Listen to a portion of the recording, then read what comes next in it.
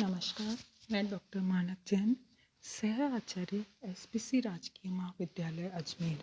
आज हम MA final इतिहास ग्रुप सी का 9वां प्रश्न पत्र गांधीयन फिलॉसफी देख रहे हैं और यहाँ आज हम देखेंगे सबसे महत्वपूर्ण सिद्धांत गांधी जी का ट्रस्टीशिप का सिद्धांत या न्यासीता का सिद्धांत। गांधी जी का एक कोटेशन मैं आपको बता रही हूँ विद्यार्थियों कि धनी लोग न्यासी के रूप में ही अपनी आमदनी को रखे और शेष समाज के हित में लगाए, ये गांधी जी का मानना था।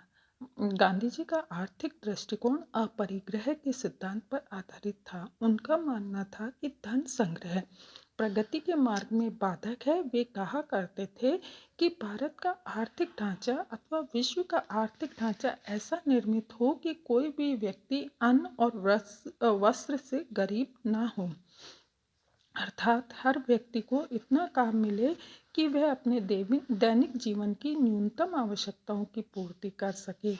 यह संभव है कि यदि जीवन से संबंधित मूलभूत भौतिक आवश्यकताओं की वस्तुओं का उत्पादन जनता के हाथ में हो, राज्य का हस्तक्षेप नहीं के बराबर हो और दैनिक उपयोग की वस्तुएं उसी प्रकार सभी को उपलब्ध हो जिस प्रकार ईश्वर व प्रकृति द्वारा प्रदत्त हवा, पानी और रोशनी। उनका मत था कि किसी भी रूप में शोषण की अर्थव्यवस्था नहीं होनी चाहिए। आर्थिक संसाधनों का एकाधिकार न किसी एक देश के हाथ में हो, न ही राष्ट्र के अथवा किसी व्यक्ति समूह के हाथ में हो।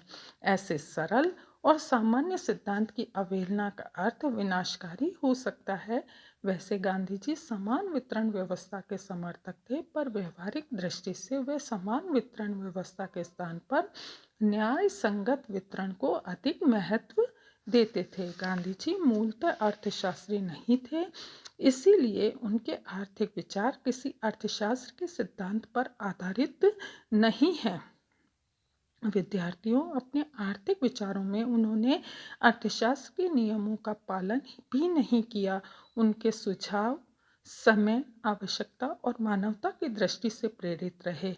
वे वास्तविकता और स्वयं के अनुभव पर आधारित है। यही कारण है कि गांधी जी के आर्थिक विचार बदलते भी रहे। हिंद स्वराज में गांधी जी के विचार वर्तमान सभ्यता विरोधी, यंत्र विरोधी और पूंजी विरोधी प्रतीत होते हैं, लेकिन बाद में उनके विचार व्यवहार उपयोगी और यंत्र से समझौता करने वाले दिखाई देते हैं। गांधी जी ने 23 फरवरी 1947 को हरिजन नामक अपने पत्र में ट्रस्टीशिप की विस्तृत व्याख्या करते हुए लिखा कि वर्षों पहले मेरा जो विश्वास था वह आज भी है कि सब कुछ ईश्वर का है, इसलिए वह उसकी सारी प्रजा के लिए है, किसी खास व्यक्ति के लिए नहीं।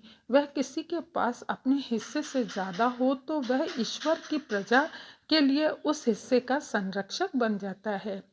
यही ट्रस्टीशिप का सिद्धांत है। इसीलिए मनुष्य का भी सिद्धांत होना चाहिए कि वह उतना ही अपने पास रखे जिससे कि उसका आज का काम चल जाए और कल के लिए चीज़ें जमा करके नहीं रखे। गांधी जी के आर्थिक सिद्धांत की मूल धारणाएं क्या थी विद्यार्थियों, इस पर भी चर्चा करना आवश्यक है। गांधी जी के आर्थिक विचारों की मूल अवधारणा के पीछे भी उनका सत्य, अहिंसा, नैतिकता के प्रति मोह है। अपने विचारों की अग्रलिखित विशेषताएं सामने आती है। पहला, ये विचार परम सत्य से भरे पड़े हैं और अति अर्थशास्त्र इन्हें कहा जा सकता है। दूसरा है, उनका चिंतन सामाजिक न्याय और नैतिक मूल्यों पर आधारित है। इसके लिए सच्चा अर्थशास्त्र न्याय का अर्थशास्त्र है।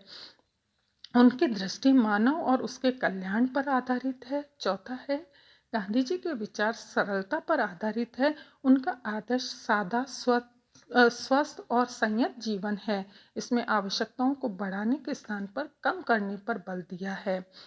पांचवा है, गांधी जी के विचारों में अर्थशास्त्र और नीतिशास्त्र दो भिन्न संज्ञाएं नहीं हैं। जो अर्थशास्त्र राष्ट्र के कल्याण को हानि पहुंचाता है वह अनैतिक है, अधर्म है। गांधी जी के अर्थशास्त्र का मानदंड नैतिक मर्यादा है।